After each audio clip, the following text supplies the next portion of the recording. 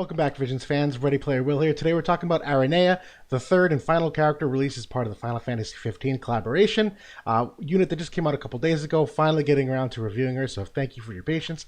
Without further ado, though, we're going to jump into it. The table of contents, the review, it's pretty standard. Character overview, report card, and some stat analysis. My general thoughts, which is where I really sum up everything that you're going to see in the presentation. Class and job overview to look at the abilities, trust mastery, the limit break, team R, all of the above and below. Notable vision cards and espers, and then weapons as well, just to kind of round out the character and bring everything together. So we'll jump into things. The character overview, brand new ICE unit. They do introduce a new job for her. It's technically the Airborne Division Commodore. That's a mouthful. I really don't know how to shorten that. Commodore, I guess. But she's also got Dragoon and Pugilist on the sub-jobs as well. She wields a spear as a weapon with the equips of helm, armor, and accessory. So more of a heavy armor and helm unit there, which bulks up her overall survivability, which is cool.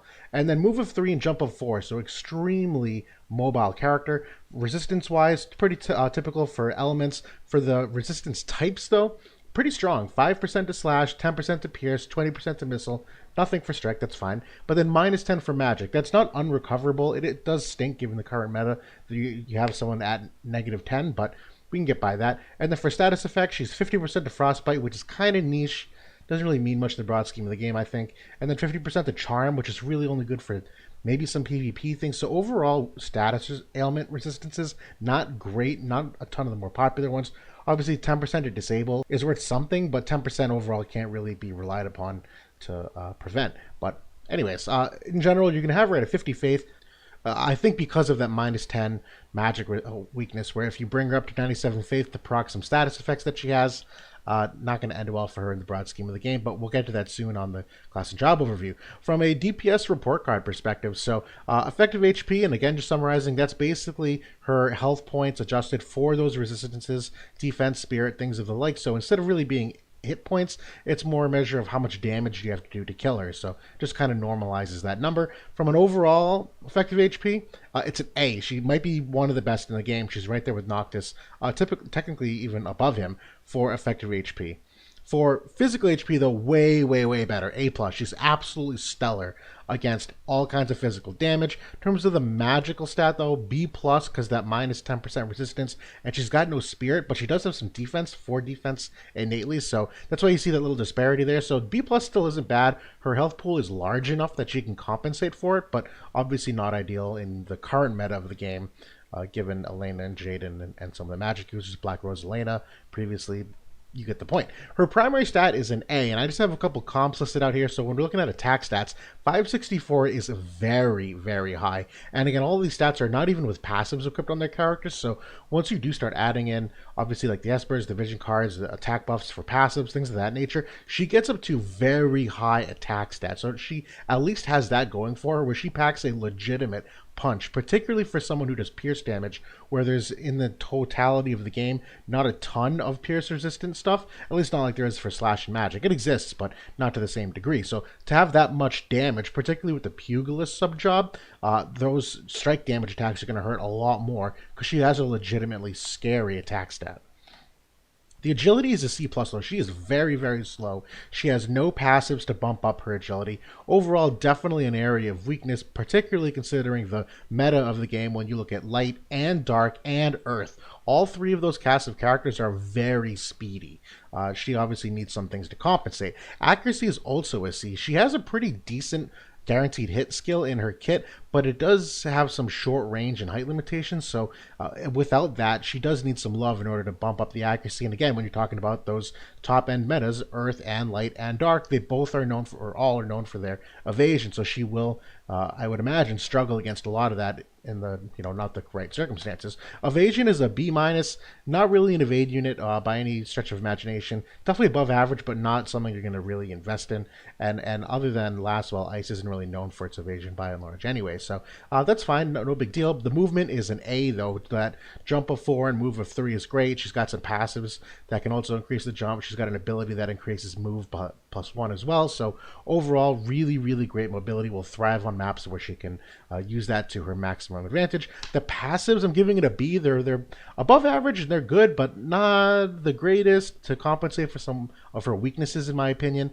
and we're going to get to that in the general thoughts in a second. The counter abilities are a B as well. They're not bad, but they're not great. They're really middle of the pack and a little bit above average. The overall kit's a B plus. I think there's some things that could make it a little more unique and special, but it's overall a pretty complete kit considering what they've decided her profile is going to be in terms of what she brings to the battle. The final grade is a B. Could be better in my opinion. Not a bad character, but really situational, and probably doesn't thrive at the top end of the game for a bunch of the reasons we just listed, where when it comes to countering Earth and Light and Dark, she doesn't really have all the tools that you might normally need. Now, that doesn't mean she can't work. It's just not immediately apparent that she's the answer. Ice isn't suddenly going to become a meta because they have Aranea all of a sudden. That's kind of what I'm getting at.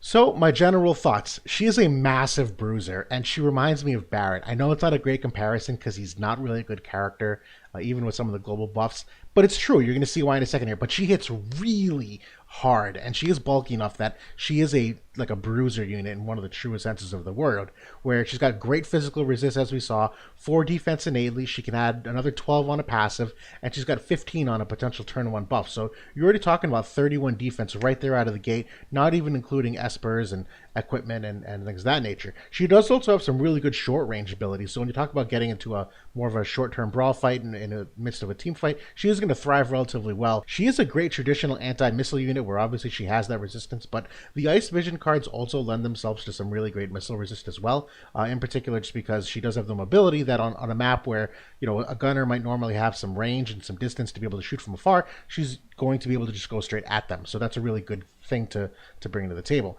She does require the Ice Vision cards to make her competitive. That sounds weird, and let me elaborate. All units require great vision cards to really be at the top of the game. That's not a surprise. But there are some units that when I look at them and I'm like, wow, this is a really great character. And then I look at their vision cards and it makes a great character even better. What I see with her is I see like a fairly run-of-the-mill character that needs her vision cards to be competitive. And like what I mean by that is we saw like she's got some really average and not great agility. She like needs the last one card to be competitive. The Fenrir, the minus magic resistance, the 50% attack and the agility on that vision card, like she needs that card to like just be competitive, where normally a lot of what we've seen recently between like Elena and Jaden and Noctis and all of them, their vision cards enhance an already great character, and Aranea just kind of gets her to where she should be. And then Mask of Deceit, kind of the same idea for the missile-resistant Pierce attack, but that's just something I'm noticing. We'll see more in the vision card analysis. She does fit the Ice cast well, but she will likely struggle against the meta, as I mentioned. But Juma is a tank, a wind tank that is coming out, and as you know, 2B and Tifa are definitely more physically brawly, so if there is a potential uptick in wind units and those comps because of Juma's release, Aranea actually is a legitimately amazing character to counter that. She will absolutely blow that meta out of the water, so that's at least one thing going for her. The Frostbite status effect I don't love, and we're going to see it's on her main job. The reason why I say I'm not a big fan of it is because A, it's locked behind a buff, so she needs to buff a cooldown in order to get access to the Frostbite ability. But then number 2, I'm really skeptical about bringing her to 97 Faith to like reliably proc it, because as we mentioned, she's going to take more magic damage overall, and given the light cast, that's probably not a good thing to invest in. She is a great dueler though, so you have mobility to mess with pathing, so where some characters might normally follow a traditional path toward a funnel of sorts based on the topography of the map, she can really just go anywhere she wants. So if you put her across someone who's not nearly as mobile as her, she can get in their face a lot faster than you might be ready for. She does have unit resistance down on the kit. Her counter abilities have either an HP drain, the Dragon's Blade, or a preemptive attack, which obviously is great for dueling, where you might be able to finish them off quickly before they can finish you off. And then she does have some jump attacks, so being airborne will work to advantage. Now, she doesn't have Tracer like Oberyn does, or Winter Mashri, where they can follow their target if they move. So that's kind of a downside, but that doesn't change the fact that if you are in a duel, being airborne means they can't hit you. So more likely than not, as long as you can somehow last long enough, you'll likely win that 1v1. So that's pretty cool, but not every map lends itself to it. So that is rather inherently risky as her as a character.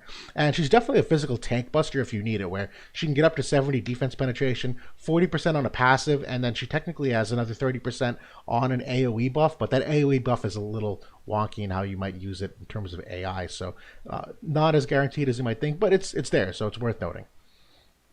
In terms of the class and job overview, the passive abilities. So a lot of these you're not going to necessarily use or love. Like Jump Plus 1 is redundant. She does not need that passive at all. The Flurry Enhancement, I think, is great for the accuracy, where she's a very inaccurate character. But overall, like, upgrading Flurry Counter is not going to do anything for her. This is, like, on paper, a really good counter ability, but it's actually kind of trash in practice. I've never seen anyone actually use it to any kind of beneficial degree. So if you do want to bump up her accuracy, sure, this is going to help her a decent chunk, but it's kind of a waste of a passive slot, particularly when you look at what else there is in terms of this one, where you increase the defense and the defense penetration. Another one here is for HP and attack. This is just general HP. This other one also here is for luck and for pierce attack. So you really got to pick and choose which ones you want. And a lot of these are good. None of them are amazing, but they all really enhance what she's good at. So at the end of the day, that's not the worst thing in the world. The counter ability is kind of what we were talking about. Sharp Sting is a preemptive pierce attack, which is 2 squares long potentially, which is cool. That's really good mechanic to have. The Dragon's Blade is a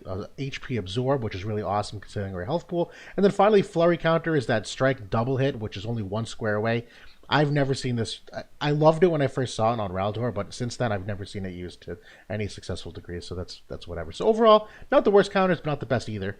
And then we're looking at the main job. Yeah, there's a lot here to take in. So the Brandish Plus is that 100% hit chance. It's really a pretty decent ability. It stinks that it's short range, but 15 AP, you can't ask for anything better. Frost Arts, this is the one where it's going to end up unlocking the Frostbite status effects. So this will give her that defense of 15 and an attack buff of 40%, which is massive considering her attack stat already. But then it will essentially unlock Dragoon Dive here, where what differentiates this from its normal attack is the ability to potentially inflict Frostbite, which is one of the best status effects in the game. It essentially drains someone's AP, which makes them effectively useless for a lot of different reasons. But like I said, it's you're not going to want a 97 Faither in most instances, and it's locked behind using this cooldown first, so that there's some really strategic things to go on there. Equalizer is a really good ability in that it dispels all buffs and haste and courage. So given how much courage we're seeing at the moment, this is actually a really good ability, and particularly against someone like Engelbert, who does have high defense.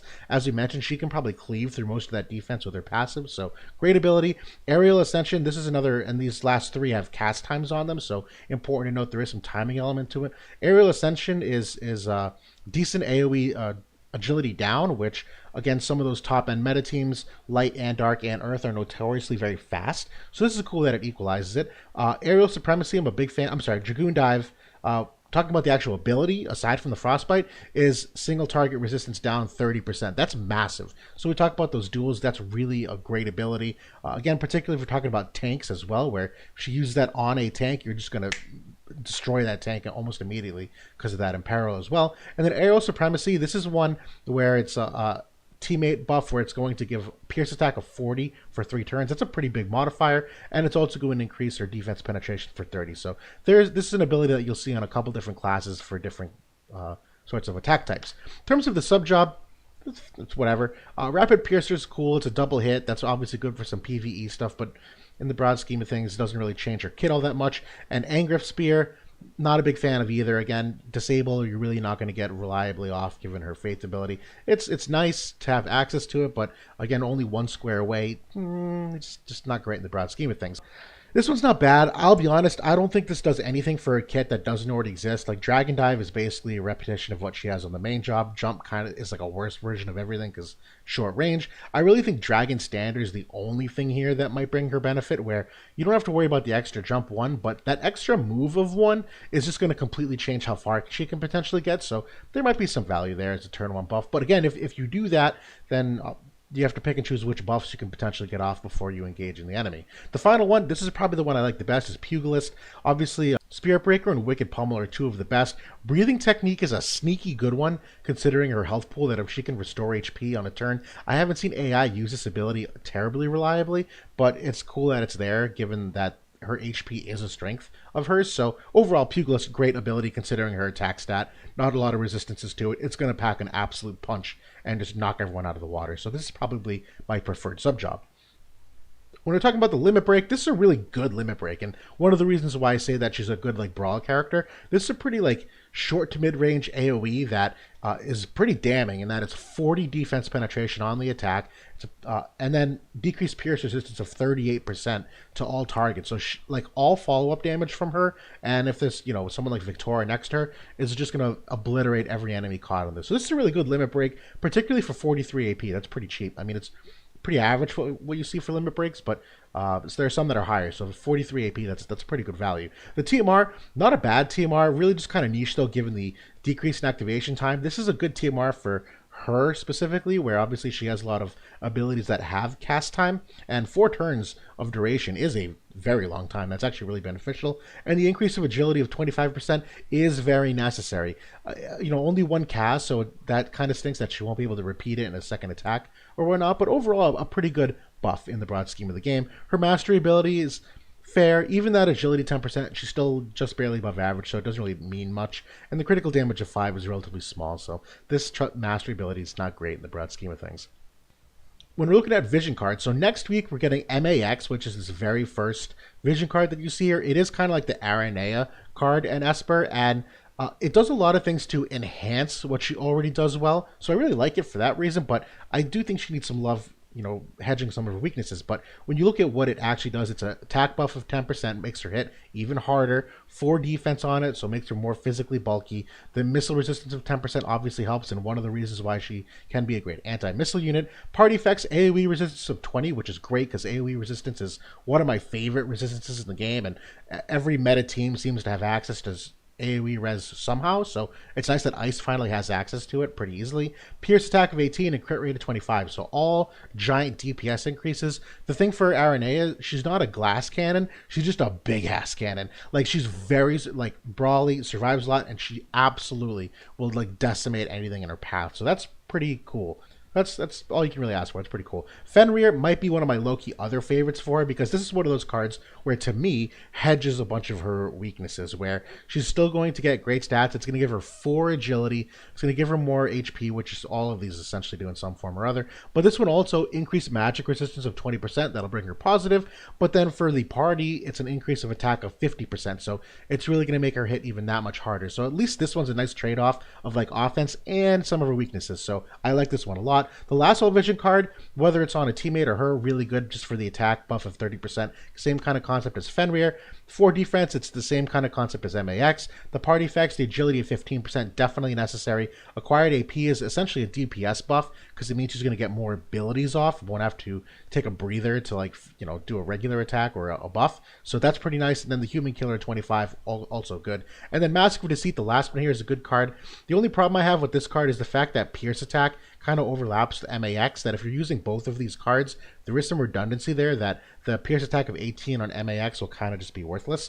But overall, missile resistance 20, human killer 10. This card has both dexterity and luck on it, so that actually both those stats will help her accuracy to a fairly material degree, so that is kind of nice. So I like that card overall. These are really the 4 that you want to focus on, but obviously any kind of physical oriented attack is going to help her out. In terms of Esper synergies, we're going to look at MAX first. This is again the Aranea Esper. It's not bad, 15 agility, really average, nothing wrong with that, but again, be nice to see a little bit higher. Decent stats otherwise. It has 25% resistance to sleep, so nothing, I don't see that being really a meta status effect. So for someone who's already doesn't have access to a lot of good status ailment resist, this doesn't really help her case either. But this is really just a super offensively potent Esper, where you get ice attack, you get pierce attack, there's critical damage up, but then there's a fair amount of slash resistance as well, which does make her obviously more bulky against some of those top end teams with Noctis and Elena, and a lot of dark casts really slash heavy, so that's pretty cool overall. But in terms of overall Espers, there's a bunch that are really good.